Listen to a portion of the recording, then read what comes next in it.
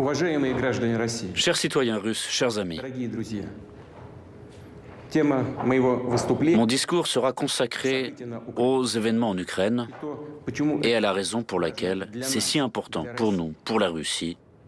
конечно, мое Bien entendu, mon allocution s'adresse également à nos compatriotes qui sont en Ukraine. говорить придется. Je vais devoir parler longtemps et en détail. Cette question est très grave. Ситуация. La situation dans le Donbass est de nouveau critique, grave. И сегодня Et aujourd'hui, je m'adresse à vous обращаюсь к вам напрямую, чтобы directement, не только для non seulement pour faire le point sur ce qui se passe, mais aussi pour vous informer des décisions qui sont prises et d'éventuelles étapes ultérieures sur cette voie. Еще раз подчеркну, Je voudrais souligner encore une fois que l'Ukraine n'est pas pour nous seulement un pays voisin. Elle fait partie intégrante de notre propre histoire, de notre culture et de notre espace spirituel. Il s'agit de nos camarades, de nos proches, parmi lesquels il y a non seulement nos collègues, amis et anciens compagnons d'armes, mais aussi nos parents et les personnes avec qui nous sommes liés par les liens du sang et de famille. Il y a longtemps, les gens peuplant les terres historiques du sud-ouest de l'ancienne Russie se désignaient comme Russes et orthodoxes. C'était le cas avant et après le XVIIe siècle, lorsque certains de ces territoires ont rejoint l'État russe. Il nous semble qu'en principe, nous savons tout cela, qu'il s'agit de faits connus de tous. Toutefois, pour comprendre ce qui se passe aujourd'hui, pour expliquer les motifs de la Russie et les objectifs que nous poursuivons, il faut dire au moins quelques mots sur l'histoire de cette question. Je vais commencer par le fait que l'Ukraine moderne a été entièrement créée par la Russie, ou plus précisément par la Russie bolchevique et communiste. Ce processus a commencé presque immédiatement après la révolution de 1917, et Lénine et ses compagnons l'ont fait d'une manière très grossière vis-à-vis de la Russie elle-même, par la voie de la séparation, de la sécession, en arrachant une partie des propres territoires qui étaient pour elle historiques. Les millions de personnes qui y vivaient, bien sûr, n'ont pas été interrogées sur quoi que ce soit. Ensuite, juste avant et après la Grande Guerre patriotique, Staline a rattaché à l'URSS et remis à l'Ukraine certaines terres qui appartenaient auparavant à la Pologne, à la Roumanie et à la Hongrie. En guise de compensation, Staline a donné à la Pologne une partie des territoires historiquement allemands, et en 1954, Khrouchtchev a pris la Crimée à la Russie pour une raison curieuse et en a également fait cadeau à l'Ukraine. En fait, c'est ainsi que s'est formé le territoire de l'Ukraine soviétique. Mais je voudrais maintenant accorder une attention particulière à la période initiale de la création de l'URSS. Je considère que c'est très important pour nous. Il va falloir, comme on dit, revenir assez loin en arrière. Permettez-moi de vous rappeler qu'après le coup d'État d'octobre 1917 et la guerre civile qui s'en est suivie, les bolcheviks ont commencé à construire un nouvel État et il y avait des désaccords assez profonds entre eux. Staline, qui cumulait en 1922 les fonctions de secrétaire général du comité central du Parti communiste des bolcheviks de Russie et de commissaire du peuple aux nationalités, proposa d'édifier le pays sur les principes de l'autonomisation, c'est-à-dire de conférer aux républiques, futures unités administratives et territoriales, des pouvoirs étendus lorsqu'elles rejoindraient l'État unifié. Lénine critiqua ce plan et proposa d'offrir des concessions aux nationalistes, ou comme il les appelait à l'époque, les indépendants. Ce sont ces idées léninistes d'une structure étatique essentiellement confédérative et le slogan sur le droit des peuples à l'autodétermination, jusqu'à la possibilité d'une sécession qui ont constitué la base de l'État soviétique. D'abord, en 1922, elles ont été consacrées dans la déclaration sur la création de l'Union des républiques socialistes soviétiques, et puis, après la mort de Lénine, dans la constitution de l'URSS de 1924. De nombreuses questions se posent immédiatement à cet égard. La première d'entre elles, et en fait la plus importante, est la suivante. Pourquoi fallait-il satisfaire n'importe quelle ambition nationaliste émergeant sans cesse dans les marches de l'ancien empire ? Céder d'immenses territoires à des unités administratives nouvellement créées et souvent configurées de manière arbitraire, République de l'Union, qui n'avaient aucun lien avec ceux-ci. Je le répète, les céder avec la population de l'ancienne Russie. De plus, dans les faits, ces unités administratives ont reçu le statut et la forme d'entité étatique nationale. Une fois de plus, je me demande pourquoi fallait-il faire des cadeaux aussi généreux dont même les nationalistes les plus ardents n'avaient même pas rêvé, et accorder aux républiques le droit de se séparer de l'État unifié sans aucune condition. À première vue, ça n'a pas de sens, c'est insensé. Mais ce n'est qu'à première vue. Il y a une explication. Après la Révolution, l'objectif principal des bolcheviks était de se maintenir au pouvoir à tout prix. Précisément, à tout prix. Pour cela, ils étaient prêts à tout. Consentir aux conditions humiliantes du traité de paix de Brest-Litovsk, à une époque où l'Empire allemand et ses alliés se trouvaient dans une situation militaire et économique très difficile, et l'issue de la Première Guerre mondiale était en fait prévisible. Ou satisfaire toutes les demandes, tous les caprices des nationalistes à l'intérieur du pays. Du point de vue du destin historique de la Russie et de ses peuples, les principes léninistes de construction de l'État n'étaient pas seulement une erreur. C'était, comme on dit, bien plus qu'une erreur. Après l'effondrement de l'URSS en 1991, c'est devenu absolument évident. Bien sûr, les événements du passé ne peuvent être changés, mais nous devons au moins les relater d'une manière directe et honnête, sans aucune réserve et sans aucune coloration politique. Je ne peux qu'ajouter que les motifs liés à la situation politique actuelle, aussi spectaculaires et avantageux qu'ils puissent paraître à un moment donné, ne doivent et ne peuvent en aucun cas constituer la base des principes fondamentaux de l'État. Je n'accuse actuellement personne de quoi que ce soit maintenant. La situation dans le pays à l'époque, après la guerre civile et juste avant celle-ci, était incroyablement complexe et critique. Tout ce que je veux dire aujourd'hui, c'est qu'il en allait ainsi.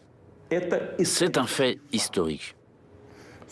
En fait, comme je l'ai déjà dit, c'est la politique bolchevique qui a abouti à l'émergence de l'Ukraine soviétique, qui, même aujourd'hui, peut être qualifiée à juste titre d'Ukraine de Vladimir Lénine. C'est lui qui en est l'auteur et l'architecte. Cela peut être pleinement confirmé par les documents d'archives, y compris les directives sévères de Lénine sur le Donbass, qui a été littéralement inséré de force dans l'Ukraine. Et maintenant, des descendants reconnaissants ont démoli des statues de Lénine en Ukraine. Ils appellent cela la décommunisation. Vous voulez la décommunisation? Bon, cela nous arrange. Mais il ne faut pas s'arrêter en chemin. Nous sommes prêts à vous montrer ce qu'est la vraie décommunisation pour l'Ukraine. Pour en revenir à l'histoire de la question, je tiens à répéter qu'en 1922, l'URSS avait été créée sur le territoire de l'ancien empire russe. Cependant, la vie n'a pas tardé à montrer qu'il n'était tout simplement possible ni de préserver ce territoire vaste et complexe, ni d'assurer sa gestion sur des principes amorphes, de facto confédéraux, qui avaient été proposés. Ils n'avaient rien à voir avec la réalité, avec la tradition historique. Il est tout à fait logique que la terreur rouge et le passage rapide à la dictature stalinienne, la domination de l'idéologie communiste et le monopole du pouvoir du Parti communiste, la nationalisation et l'économie planifiée, que tout cela ait transformé les principes de l'organisation de l'État, déclarés inopérants, en simples déclarations, en formalités. La réalité est telle que les républiques soviétiques n'ont jamais bénéficié de droits souverains. Ces droits n'existaient tout simplement pas. Dans la pratique, c'est un État strictement centralisé, absolument unitaire qui a été créé. De facto, Staline a mis en place ses propres idées de l'organisation de l'État et non pas celles de Lénine. Mais il n'a pas amendé les principaux documents, la constitution du pays, et il n'a pas révisé formellement les principes de construction de l'URSS proclamés par Lénine.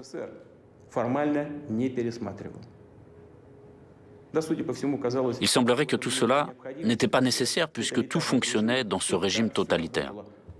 Et de l'extérieur, cela semblait beau, attirant, voire encore plus que démocratique. Il est bien dommage, malgré tout, que les cadres fondamentaux, des factos juridiques, la base de tout notre État, n'aient pas été débarrassés à temps des fantaisies odieuses, utopiques, inspirées par la Révolution, mais absolument destructrices pour tout pays normal. Personne n'a pensé à l'avenir, comme c'était souvent le cas chez nous. Il semblerait que les dirigeants du Parti communiste fussent sûrs d'avoir formé un système de gestion fiable, que leur politique eût définitivement réglé la question nationale. Mais les falsifications, les fausses interprétations, la manipulation de la conscience publique et le mensonge coûtent cher. Les ambitions nationalistes, telles une peste, n'ont pas disparu. Et leur bombe à retardement érodait l'immunité de l'État contre le nationalisme. Je tiens à répéter que cette bombe à retardement, c'était le droit de quitter l'URSS. Au début des années 1980, la question nationale revêt un caractère pressant, avec à l'arrière-plan des problèmes socio-économiques qui ne cessent de s'exacerber et une évidente crise de l'économie planifiée. Or, cette question nationale résultait non pas des attentes et des aspirations insatisfaites des peuples de l'URSS, mais des appétits croissants des élites locales. Au lieu de procéder à un examen profond de la situation, de prendre des mesures adéquates, en premier chef en économie, au lieu d'entamer la transformation progressive, réfléchie et équilibrée du système politique et de l'organisation de l'État, les dirigeants du PCUS se sont bornés à un verbiage sur la restauration du principe d'autodétermination nationale énoncé par Lénine. Qui plus est, la lutte pour le pouvoir au sein du parti poussait les partis en conflit dont le but était d'élargir leur base d'appui, à stimuler, à promouvoir sans réfléchir les humeurs nationalistes, les manipuler en promettant aux partisans tout ce qu'ils voulaient. Sur fond de parlotte superflue et populiste sur la démocratie et l'avenir radieux, basé soit sur l'économie de marché, soit sur l'économie planifiée, alors que la pauvreté était omniprésente et le déficit total, personne parmi les grands de ce monde ne réfléchissait aux conséquences tragiques qui guettaient le pays. Par la suite, ils ont suivi les sentiers battus et, comme au tout début de l'URSS, ils ont privilégié les ambitions des élites nationalistes, grandies au sein du parti, et ils ont oublié que le PCUS ne pouvait plus, Dieu merci, recourir à de tels instruments comme la terreur d'État, la dictature stalinienne pour se maintenir au pouvoir et tenir le pays. De même, ils ont oublié que le si fameux rôle dirigeant du parti disparaissait sous leurs yeux, tout comme la brume qui se dissipe au petit matin. Et c'est ainsi qu'en septembre 1989, lors du plénum du comité central du PCUS, que le document fatal a été adopté. Ce qu'on a appelé la politique du parti de notre temps, la plateforme du PCUS. Elle comprenait les clauses suivantes. Je cite. Les républiques soviétiques jouissent de tous les droits correspondant à leur statut d'État socialiste souverain. Encore un paragraphe. Les organes représentatifs suprêmes des républiques soviétiques peuvent contester et suspendre les arrêts et les ordonnances du gouvernement soviétique sur leur territoire respectif. Et enfin, chaque république soviétique a sa nationalité propre qui est octroyée à tous ses citoyens. Est-ce qu'il n'était pas assez évident sur quoi déboucheraient de telles formulations et solutions ? Ce n'est pas le moment ni le lieu de soulever les questions relatives aux droits publics ou constitutionnels, de donner la définition de la notion de citoyenneté. Il y a pourtant une question qui se pose. Pourquoi avait-on besoin d'ébranler encore plus le pays alors que la situation était difficile? Les faits sont là. Ainsi, le sort de l'URSS était quasiment scellé déjà 2 ans avant son effondrement. C'est aujourd'hui que les radicaux, les nationalistes, surtout ukrainiens, s'attribuent les mérites de l'indépendance de l'Ukraine. Nous voyons que ce n'est pas du tout ça. L'effondrement de notre pays est dû aux erreurs historiques, stratégiques des leaders bolcheviques, des dirigeants du PCUS, qui ont été commises à différentes époques dans la construction de l'État, dans la politique économique et nationale. La désintégration de la Russie historique, dénommée URSS, pèse sur leur conscience.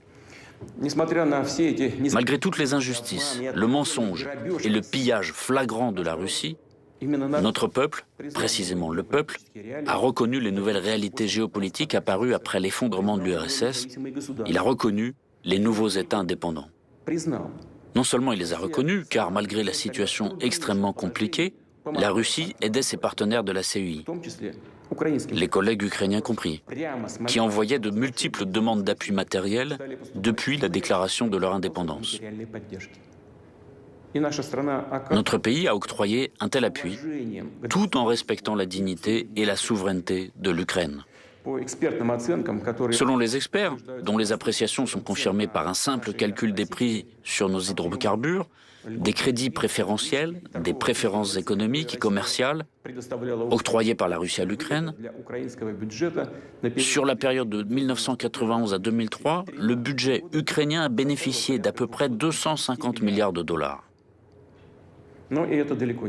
Et ce n'est pas tout. Vers la fin de 1991, la dette de l'URSS auprès des pays étrangers et des fonds internationaux était de presque 100 milliards de dollars.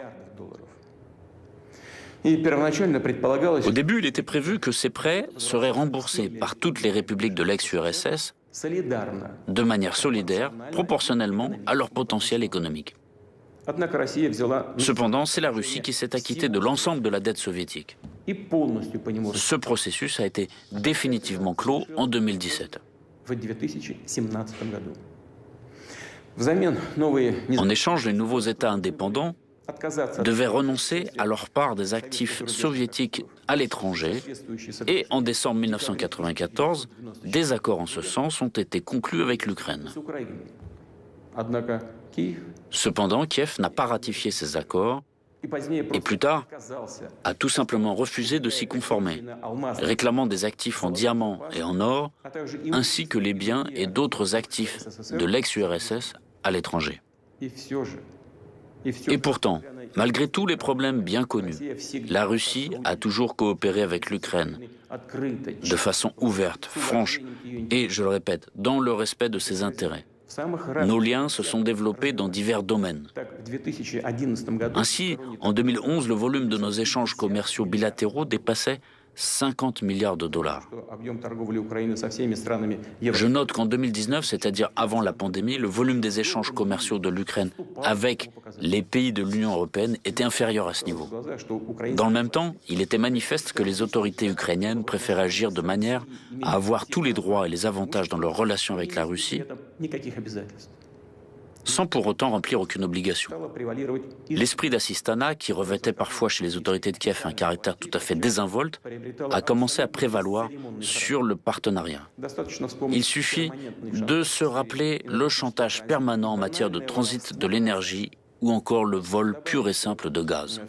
J'ajouterai encore que Kiev a essayé d'utiliser le dialogue avec la Russie comme prétexte pour marchander avec l'Occident, le faisant chanter par un rapprochement avec Moscou pour obtenir des avantages, disant que sinon, l'influence russe sur l'Ukraine allait grandir. En même temps, c'est dès le début, je tiens à le souligner, dès les premières étapes, que les autorités ukrainiennes ont commencé à construire leur État sur la négation de tout ce qui nous unit. Elles ont cherché à transformer la conscience, à déformer la mémoire historique de millions de personnes, des générations entières vivant en Ukraine. Il n'est pas étonnant que la société ukrainienne ait été confrontée à la montée d'un nationalisme extrême qui a vite pris la forme d'une russophobie agressive et du néonazisme. D'où la participation des nationalistes et des néonazis ukrainiens aux bandes terroristes agissant dans le Caucase du Nord. De là, les revendications territoriales de plus en plus fortes contre la Russie. Des forces extérieures ont également joué leur rôle, qui, à l'aide d'un vaste réseau d'ONG de services spéciaux, ont cultivé leur clientèle ukrainienne et porté au pouvoir leurs représentants. Il faut comprendre que l'Ukraine, en fait, n'a jamais eu de tradition étatique stable. Et dès 1991, elle s'est lancée dans le copiage mécanique des systèmes d'autres pays, sans rapport avec l'histoire et les réalités ukrainiennes. Les institutions politiques étatiques n'ont cessé de se remodeler au profit des clans qui s'étaient vite formés avec leurs propres intérêts égoïstes, n'ayant rien à voir avec les intérêts du peuple ukrainien. Le sens même du soi-disant choix pro-occidental de civilisation fait par les autorités oligarchiques ukrainiennes n'était pas et n'est pas de créer les meilleures conditions pour le bien-être du peuple, mais de préserver, grâce aux services rendus obséquieusement aux rivaux géopolitiques de la Russie, des milliards de dollars volés aux Ukrainiens et cachés par les oligarques dans les banques occidentales. Certains groupes financiers industriels, ainsi que les représentants politiques et les partis qu'ils ont pris en charge financièrement dès le début, s'appuyaient sur les nationalistes et les extrémistes. D'autres prenaient en parole de bonnes relations avec la Russie, la diversité culturelle et linguistique, et arrivaient au pouvoir grâce aux voix des citoyens qui soutenaient sincèrement ces aspirations, y compris celles des millions d'habitants du Sud-Est. Mais une fois parvenus à leurs postes et fonctions, ils trahissaient immédiatement leurs électeurs, renonçaient à leurs promesses électorales et menaient leur politique sous la dictée des extrémistes, parfois persécutant leurs alliés d'hier, à savoir les associations qui prônaient le bilinguisme et la coopération avec la Russie. Ils profitaient du fait que les gens qui les soutenaient étaient en général respectueux des lois, d'opinion modérée, habitués à faire confiance aux autorités, et que, contrairement aux extrémistes, ils ne recouraient pas à la violence et aux actes illégaux. Les extrémistes, à leur tour, devenaient de plus en plus insolents, année après année. Leurs réclamations devenaient de plus en plus conséquentes. Il s'est avéré facile pour eux d'imposer encore et encore leur volonté aux autorités faibles qui, elles-mêmes infectées par le virus du nationalisme et de la corruption, remplacer avec adresse les véritables intérêts culturels, économiques et sociaux du peuple, la véritable souveraineté de l'Ukraine, par toutes sortes de spéculations et sur une base nationaliste et par des symboles ethnographiques. Aucune structure étatique stable ne s'est développée en Ukraine. Les procédures politiques, électorales, ne servent que de couverture, d'écran pour la répartition du pouvoir et des biens entre les différents clans oligarchiques. La corruption, qui sans aucun doute est un défi et un problème pour de nombreux pays, dont la Russie, a revêtu un caractère tout à fait particulier en Ukraine. Elle a littéralement imprégné, corrodé tout le système, toutes les branches du pouvoir. Les extrémistes ont profité du mécontentement justifié du peuple, ils ont enfourché les manifestations et en 2014 ont poussé le Maïdan au coup d'État. Dans le même temps, ils ont reçu une assistance directe d'autres pays. Selon les informations disponibles, le soutien financier accordé aux soi-disant camps de protestation sur la place de l'Indépendance à Kiev par l'ambassade des États-Unis s'est élevé à $1 million par jour. Des sommes supplémentaires assez importantes étaient insolemment versées directement sur les comptes bancaires des leaders de l'opposition. Il s'agit de dizaines de millions de dollars. Et combien les personnes blessées, les familles des gens morts durant les affrontements provoqués dans les rues et sur les places de Kiev et d'autres villes ont-elles reçu? Il vaut mieux ne pas le demander. Les extrémistes qui ont pris le pouvoir ont organisé la persécution, instauré une véritable terreur contre tous ceux qui s'opposaient aux actions anticonstitutionnelles. Des responsables politiques, des journalistes, des personnalités publiques étaient maltraités, publiquement humiliés. Les villes ukrainiennes ont été submergées par une vague de pogroms et de violences, une série de meurtres retentissants et impunis. Impossible de se rappeler sans frémir l'horrible tragédie d'Odessa, où les participants à la manifestation pacifique ont été brutalement assassinés, brûlés vifs dans la maison des syndicats. Les criminels qui ont commis cette atrocité n'ont pas été punis. Personne ne les recherche. Mais nous connaissons leurs noms et nous ferons tout pour les punir, les retrouver et les traduire en justice. Le Maïdan n'a pas rapproché l'Ukraine de la démocratie et du progrès. Le coup d'État commis, les nationalistes et les forces politiques qui les soutenaient ont définitivement mis la situation dans l'impasse. Ils ont poussé l'Ukraine dans l'abîme de la guerre civile. 8 ans après ces événements, le pays est divisé. L'Ukraine traverse une grave crise socio-économique.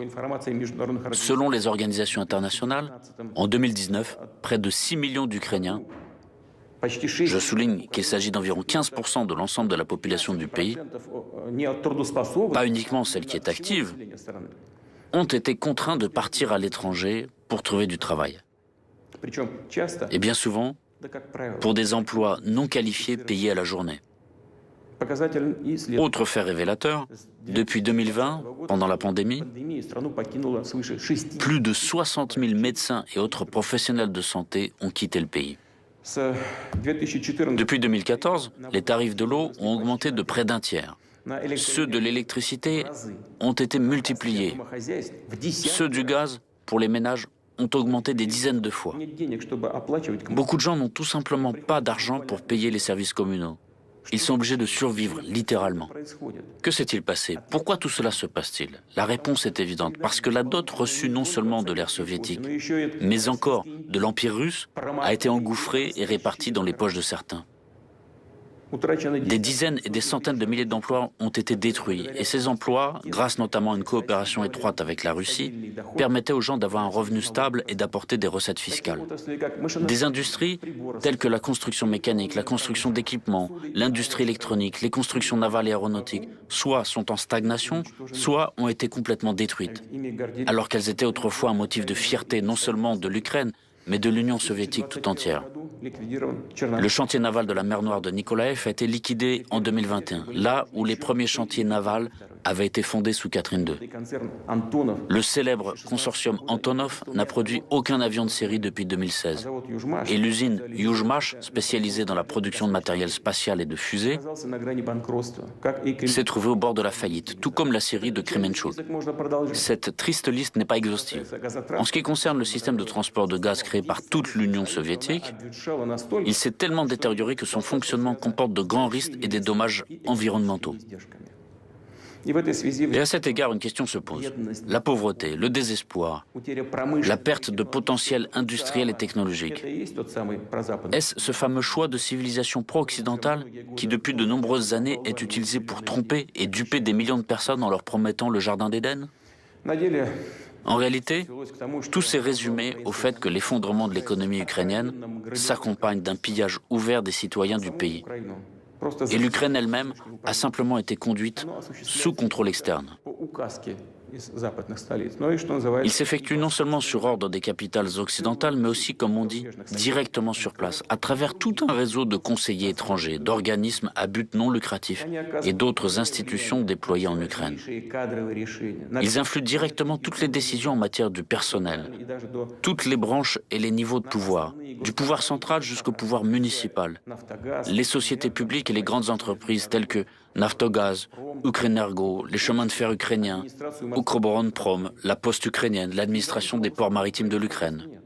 Il n'y a tout simplement pas de justice indépendante en Ukraine. À la demande de l'Occident, les autorités de Kiev ont cédé aux représentants des organisations internationales le droit prioritaire de choisir les membres des organes judiciaires supérieurs, le Conseil de justice et la Commission de qualification des juges. En outre, l'ambassade des États-Unis supervise directement l'Agence nationale pour la prévention de la corruption, le Bureau national anticorruption, le Bureau du procureur spécialisé dans la lutte contre la corruption et la Cour supérieure anticorruption. Tout cela est fait sous de bons prétextes, pour améliorer l'efficacité de la lutte contre la corruption. C'est bien joli, mais où sont les résultats? La corruption qui fleurissait auparavant fleurit aujourd'hui de plus belle. Les Ukrainiens eux-mêmes sont-ils informés de toutes ces méthodes de gestion? Comprennent-ils que leur pays ne se trouve même pas sous un protectorat politique et économique, mais est réduit au niveau d'une colonie avec un régime fantoche? La privatisation de l'État a conduit au fait que le pouvoir, qui se qualifie de pouvoir de patriote, a perdu son caractère national et pas à pas amène le pays à la perte totale de souveraineté. Le cap est maintenu vers une dérussification et une assimilation forcée. La Rada publie sans cesse de nouveaux actes discriminatoires. La loi sur les peuples dits autochtones est déjà en vigueur. Il a été clairement indiqué aux personnes qui se considèrent comme russes et souhaitent préserver leur identité, leur langue et leur culture qu'elles étaient étrangères en Ukraine. Conformément aux lois sur l'enseignement et sur le fonctionnement de la langue ukrainienne en tant que langue officielle, le russe est expulsé des écoles, de toutes les activités publiques, jusqu'aux magasins ordinaires. La loi dite de lustration, la purification du pouvoir, a permis de se débarrasser des fonctionnaires indésirables. Il y a de plus en plus d'actes qui donnent aux forces de l'ordre ukrainiennes des raisons d'exercer une répression violente de la liberté d'expression et du non-conformisme et de persécuter les opposants. Le monde connaît la triste pratique des sanctions unilatérales et illégitimes contre d'autres États, des personnes physiques et morales étrangères. En Ukraine, ils ont dépassé leurs professeurs occidentaux et ont inventé un outil tel que des sanctions contre leurs propres citoyens, entreprises, chaînes de télévision, autres médias et même des députés du Parlement.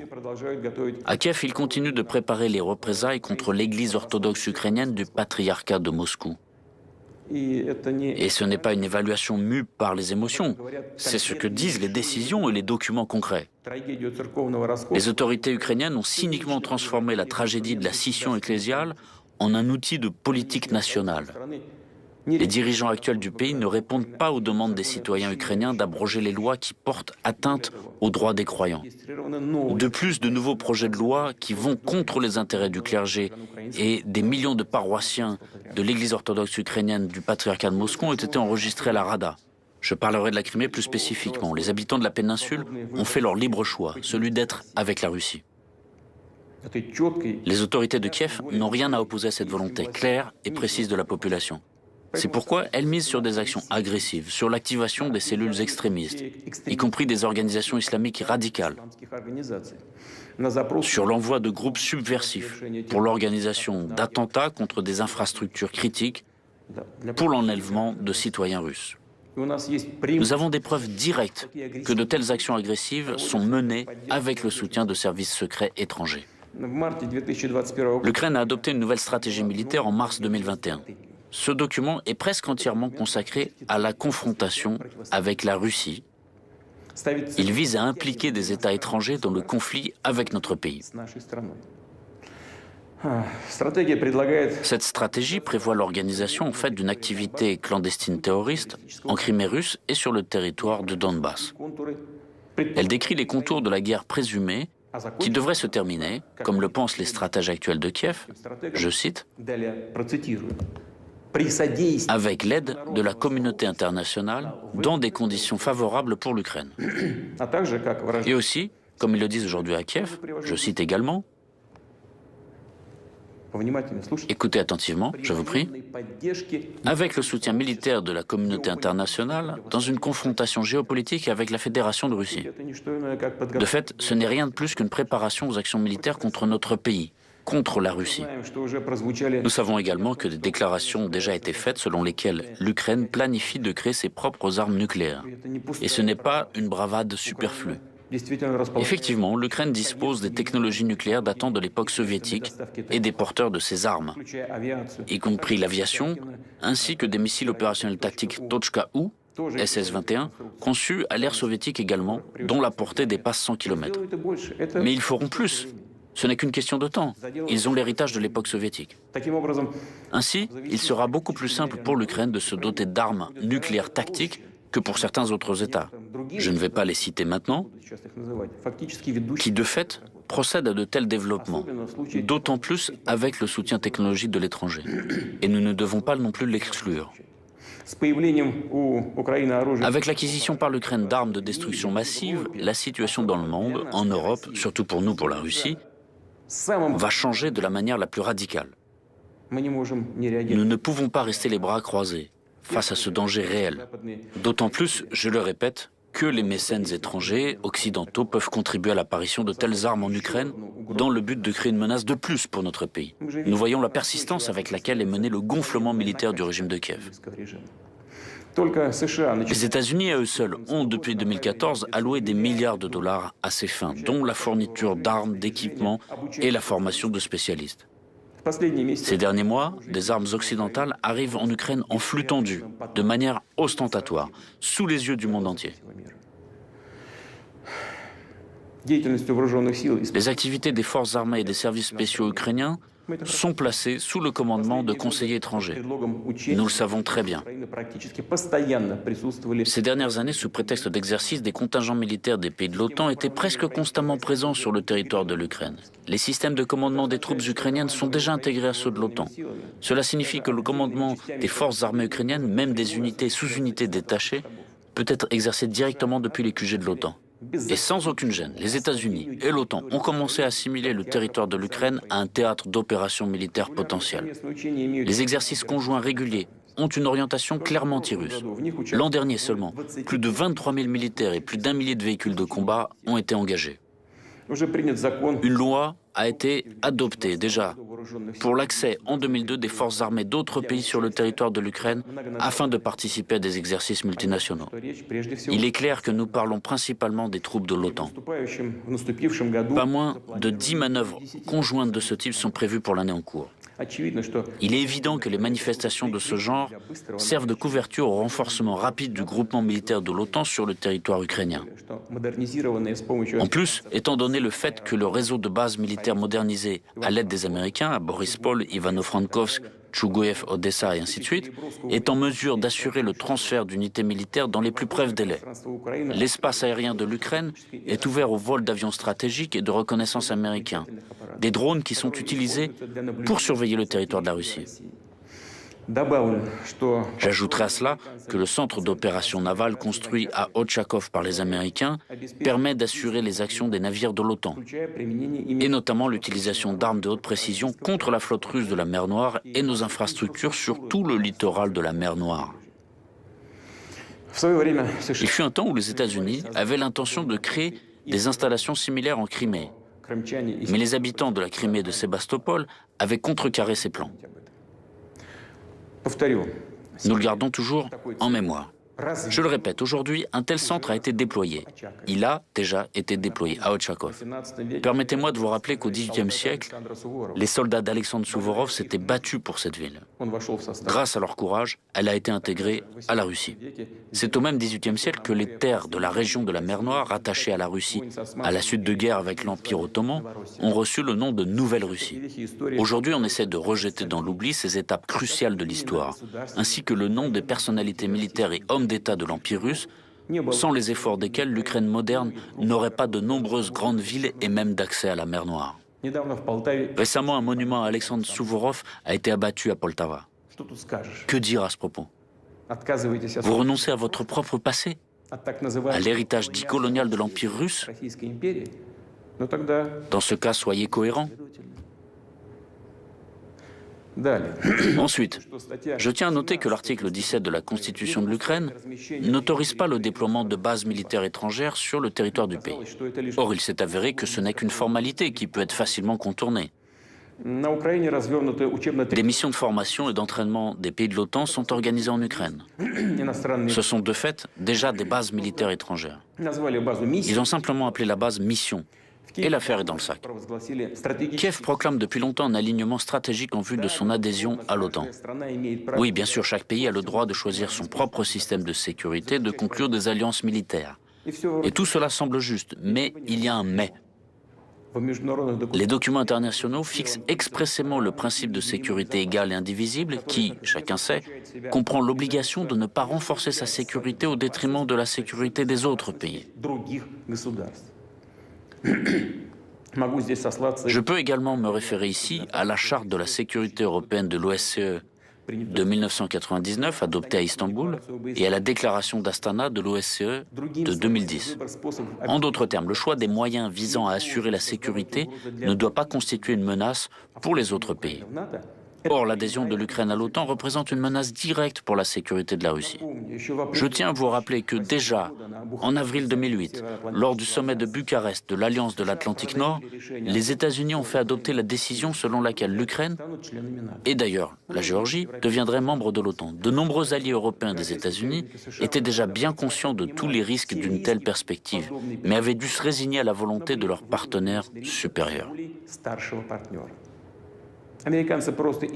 Les Américains les ont simplement utilisés pour mener une politique manifestement anti-russe. Un certain nombre d'États membres de l'Alliance sont encore maintenant très sceptiques. quant à l'adhésion de l'Ukraine à l'OTAN. En même temps, dans certaines capitales européennes, on nous fait comprendre. Pourquoi vous vous inquiétez? Cela n'arrivera littéralement pas demain. En fait, nos partenaires américains en parlent aussi. Eh bien, répondons-nous, si ce n'est pas demain, ce sera après-demain. Qu'est-ce que ça change d'un point de vue de perspective historique? Au fond, rien du tout. De plus, nous sommes informés de la position et des propos de dirigeants américains selon lesquels des hostilités ouvertes dans l'est de l'Ukraine n'excluent pas la possibilité pour ce pays de rejoindre l'OTAN, s'il peut répondre aux critères de l'Alliance de l'Atlantique Nord et éliminer la corruption.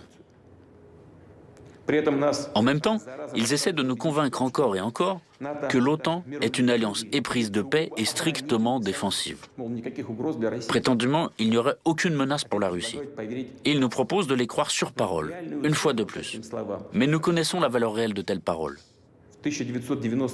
En 1990, lors des discussions sur la question de la réunification allemande, les États-Unis ont promis aux dirigeants soviétiques que la juridiction ou la présence militaire de l'OTAN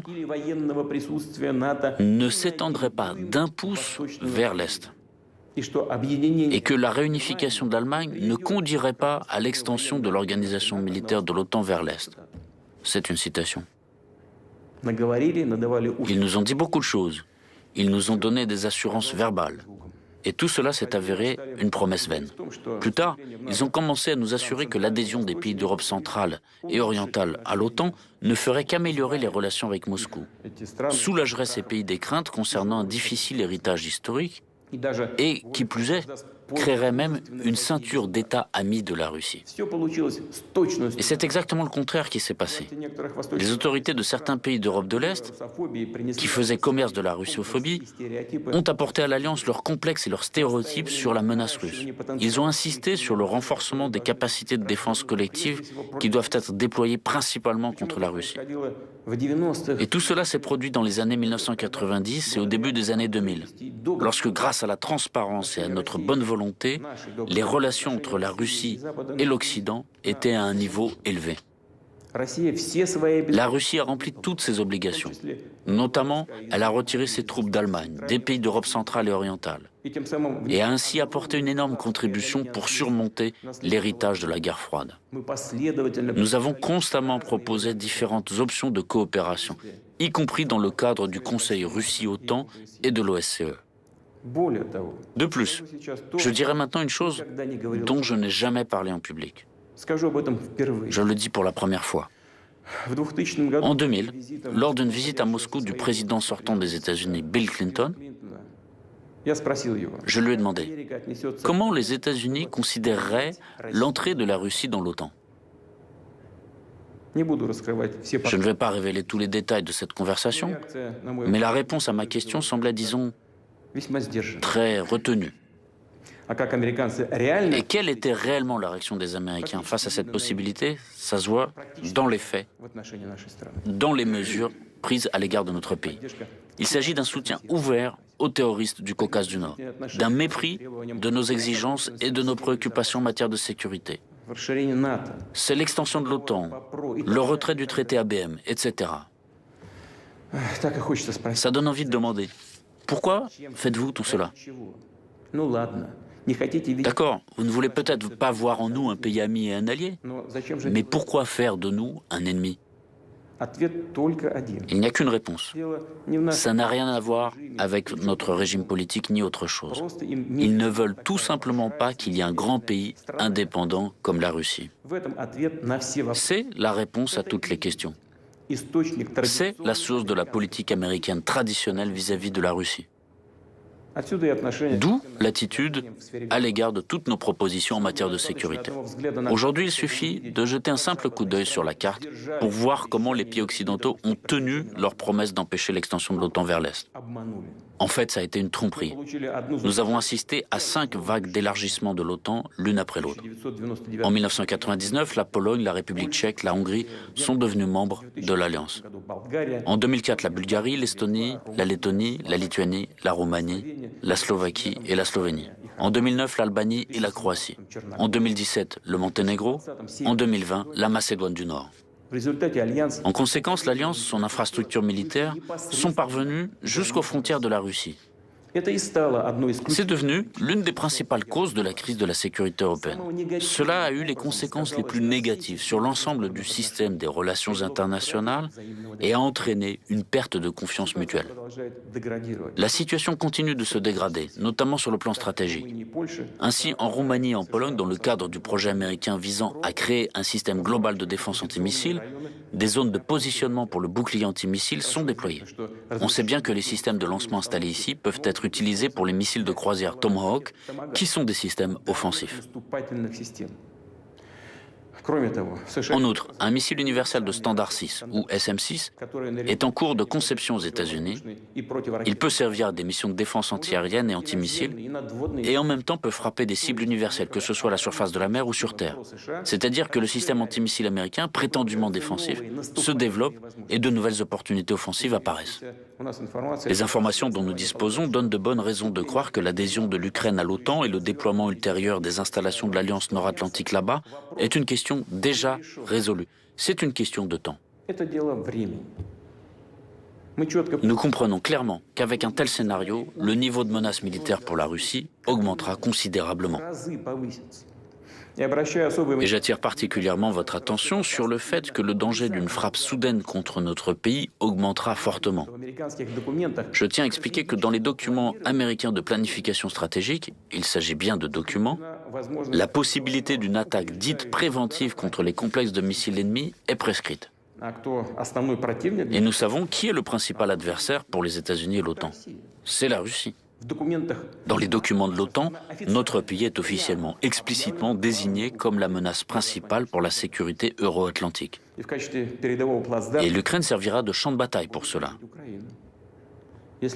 Si nos ancêtres avaient entendu ça, ils n'y auraient tout simplement pas cru. Et nous-mêmes, on n'aimerait pas y croire aujourd'hui. Et pourtant, c'est ce qu'on voit se produire. Je veux que cela soit compris en Russie et en Ukraine. De nombreuses bases aériennes ukrainiennes sont situées à proximité de nos frontières. Et l'aviation tactique de l'OTAN qui est sur place, y compris avec des vecteurs d'armes de précision, sont capables de frapper notre territoire jusqu'aux villes de Volgograd, Kazan, Samara, Astrakhan. Le déploiement de radars de reconnaissance sur le territoire ukrainien permettra à l'OTAN de contrôler étroitement l'espace aérien de la Russie jusqu'à l'Oral. Enfin, après que les États-Unis ont rompu le traité sur les forces nucléaires à portée intermédiaire, le Pentagone a commencé à développer ouvertement toute une gamme de systèmes de frappe basés au sol, y compris des missiles balistiques capables d'atteindre des cibles situées à des distances allant jusqu'à 5500 km. Une fois déployés en Ukraine, ces systèmes pourront frapper des objectifs sur l'ensemble de la partie européenne de la Russie, ainsi qu'au-delà de l'Oural. Le temps de vol jusqu'à Moscou pour les missiles de croisière Tomahawk serait inférieur à 35 minutes. Pour les missiles balistiques depuis la région de Kharkov, de 7 à 8 minutes. Et pour les frappes hypersoniques, de 4 à 5 minutes. Ça s'appelle nous mettre le couteau sous la gorge. Il ne fait pour moi aucun doute qu'ils comptent bien réaliser ces projets, tout comme ils l'ont fait d'autres fois au cours des dernières années, en élargissant la présence de l'OTAN vers l'Est, en poussant les infrastructures et les équipements militaires vers les frontières de la Russie, en ignorant complètement nos préoccupations, nos protestations et nos avertissements. Excusez-moi, ils crachaient dessus en faisant tout ce qui leur plaisait, comme bon leur semblait. Bien sûr, ils entendent continuer à agir de la sorte, guidés par le proverbe bien connu « Le chien aboie, la caravane passe ». Je tiens à le dire tout de suite, nous ne l'avons jamais accepté et nous ne l'accepterons jamais. En même temps, la Russie s'est toujours prononcée en faveur de la résolution des problèmes les plus complexes par des moyens politiques et diplomatiques, à la table des négociations. Nous sommes bien conscients de notre énorme responsabilité en matière de stabilité régionale et mondiale. Déjà, en 2008, la Russie avait lancé une initiative visant à conclure un traité sur la sécurité européenne. Le sens de ce traité était qu'aucun État ou organisation internationale de la région euro-atlantique ne pouvait renforcer sa sécurité aux dépens de celle des autres. Or, notre proposition a été rejetée dès le départ. On ne saurait permettre à la Russie de limiter l'activité de l'OTAN. Par ailleurs, on nous a dit explicitement que seuls les membres de l'Alliance de l'Atlantique Nord pouvaient avoir des garanties de sécurité juridiquement contraignantes. En décembre dernier, nous avons transmis à nos partenaires occidentaux un projet de traité entre la Fédération de Russie et les États-Unis sur les garanties de sécurité, ainsi qu'un projet d'accord sur les mesures de sécurité entre la Fédération de Russie et les États membres de l'OTAN. Les États-Unis et l'OTAN ont répondu par de nombreuses généralités. Il y avait quelques points rationnels, mais ils portaient tous sur des questions secondaires et ressemblaient plutôt à une tentative d'étouffer la discussion et de la faire dévier. Nous avons réagi de manière conséquente en soulignant notre volonté de suivre la voie de la négociation, mais à condition que toutes les questions soient examinées comme un tout, sans les séparer des principales propositions russes, des propositions fondamentales. Celle-ci comporte 3 points essentiels. Le premier est d'éviter tout nouvel élargissement de l'OTAN. Le deuxième est le non-déploiement par l'Alliance de systèmes d'armes offensifs aux frontières russes. Et enfin, le retour des capacités et infrastructures militaires du bloc en Europe à la configuration de 1997, date de la signature de l'acte fondateur OTAN-Russie. Et ce sont justement ces propositions de principe qui ont été ignorées. Une fois de plus, nos partenaires occidentaux ont répété la formule toute faite selon laquelle tout pays a le droit de choisir librement les moyens d'assurer sa sécurité et d'adhérer à toute alliance et à tout groupement militaire. Autrement dit, rien n'a changé dans leur position. Nous entendons toujours les mêmes références à la fameuse politique de la porte ouverte de l'OTAN. De plus, on essaie à nouveau de nous faire chanter, on nous menace à nouveau de sanctions, qu'ils imposeront d'ailleurs de toute façon au fur et à mesure que la Russie renforce sa souveraineté et la puissance de ses forces armées. On saura toujours trouver, voire inventer un prétexte pour une nouvelle attaque de sanctions. Ceci, quelle que soit la situation en Ukraine. Il n'y a qu'un but: endiguer le développement de la Russie. En fait, ils n'auront pas besoin d'un prétexte formel quelconque pour le faire. Ils le feront pour la simple raison que nous existons et ne remettront jamais en cause notre souveraineté, nos intérêts nationaux et nos valeurs. Je veux être clair, je le dis sans détour. Dans la situation actuelle, alors que nos propositions sur un dialogue équitable portant sur les questions de principe sont de fait restées sans réponse de la part des États-Unis et de l'OTAN, alors que le niveau des menaces contre notre pays augmente de manière significative, la Russie a parfaitement le droit de prendre des contre-mesures pour assurer sa propre sécurité. C'est exactement ce que nous ferons. En ce qui concerne la situation dans le Donbass, nous constatons que les dirigeants de Kiev ne cessent de déclarer publiquement leur réticence à appliquer le paquet de mesures de Minsk afin de résoudre le conflit et laissent comprendre qu'ils ne sont pas intéressés par une solution pacifique. Au contraire, ils cherchent à nouveau à lancer une guerre éclair dans le Donbass comme ils l'ont déjà fait en 2014 et en 2015. Nous nous rappelons très bien à quoi ces aventures ont abouti. Aujourd'hui, il ne se passe pas un jour sans qu'il y ait des bombardements de villes et de localités dans le Donbass. Un groupement militaire important déployé à cette fin utilise en permanence des drones d'attaque, des équipements lourds, des missiles, de l'artillerie et des lance-roquettes multiples. Le meurtre de civils, le blocus, les mauvais traitements infligés aux personnes, y compris les enfants, les femmes et les personnes âgées, se poursuivent sans relâche. Et on n'en voit pas la fin. Et le monde prétendument civilisé, dont nos collègues occidentaux se sont autoproclamés les seuls représentants, préfère ne pas s'en apercevoir. Comme si toute cette horreur, le génocide, dont sont victimes près de 4 millions de personnes, n'existait pas. Ceci pour la simple raison que ces personnes n'étaient pas d'accord avec le coup d'État soutenu par l'Occident en Ukraine en 2014 et se sont opposés à cette dérive vers le nationalisme agressif de caverne et le néonazisme, élevés tous les deux au rang de politique d'État. Et parce qu'ils se battent pour leurs droits élémentaires ceux de vivre sur leur propre terre, de parler leur propre langue, de préserver leur culture et leurs traditions. Combien de temps cette tragédie peut-elle encore durer? Combien de temps peut-on encore la tolérer? La Russie a tout fait pour préserver l'intégrité territoriale de l'Ukraine. Pendant toutes ces années, elle s'est battue avec persévérance et patience pour mettre en œuvre la résolution 2202 du Conseil de sécurité des Nations Unies du 17 février 2015 qui consacrait le paquet de mesures de Minsk du 12 février 2015 pour le règlement de la situation dans le Donbass. Tout cela en vain. Les présidents et les députés de la Rada changent, mais l'essence, la nature agressive et nationaliste du régime qui a pris le pouvoir à Kiev reste la même. Elle est entièrement le produit du coup d'État de 2014. Et ceux qui ont emprunté la voie de la violence, de l'effusion de sang et de l'illégalité ne reconnaissent et ne reconnaîtront aucune autre solution à la question du Donbass qu'une solution militaire. À cet égard, je considère qu'il est nécessaire de prendre la décision qui s'impose depuis longtemps, c'est-à-dire de reconnaître immédiatement l'indépendance et la souveraineté de la République populaire de Donetsk et de la République populaire de Lugansk. Je demande à l'Assemblée fédérale de la Fédération de Russie de soutenir cette décision et de ratifier ensuite des traités d'amitié et d'assistance mutuelle avec les deux républiques. Ces deux documents seront préparés et signés le plus rapidement possible. Quant à ceux qui ont pris et détiennent le pouvoir à Kiev, nous exigeons qu'ils cessent immédiatement les hostilités. Dans le cas contraire, toute la responsabilité de la poursuite éventuelle de l'effusion de sang reposera entièrement sur la conscience du régime au pouvoir en Ukraine. En annonçant ces décisions prises aujourd'hui, je suis confiant dans le soutien des citoyens de Russie et de toutes les forces patriotiques du pays.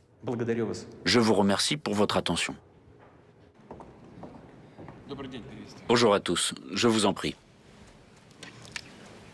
La cérémonie de signature des documents commence. Le président de la Fédération de Russie, Vladimir Vladimirovitch Poutine, signe le décret du président de la Fédération de Russie sur la reconnaissance de la République populaire de Donetsk. Le président de la Fédération de Russie, Vladimir Vladimirovitch Poutine, signe le décret du président de la Fédération de Russie sur la reconnaissance de la République populaire de Lugansk.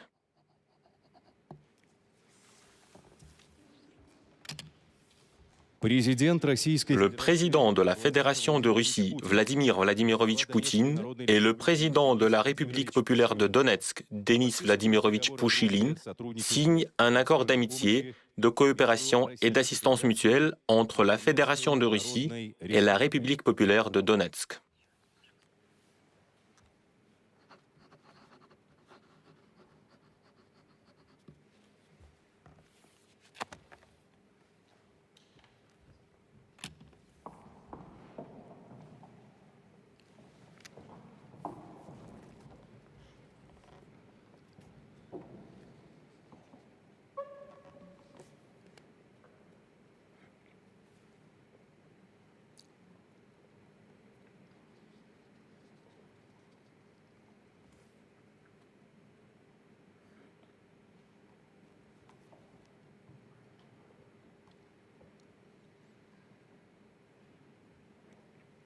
Le président de la Fédération de Russie, Vladimir Vladimirovitch Poutine, et le président de la République populaire de Lugansk, Leonid Ivanovich Pasechnik, signent un accord d'amitié, de coopération et d'assistance mutuelle entre la Fédération de Russie et la République populaire de Lugansk.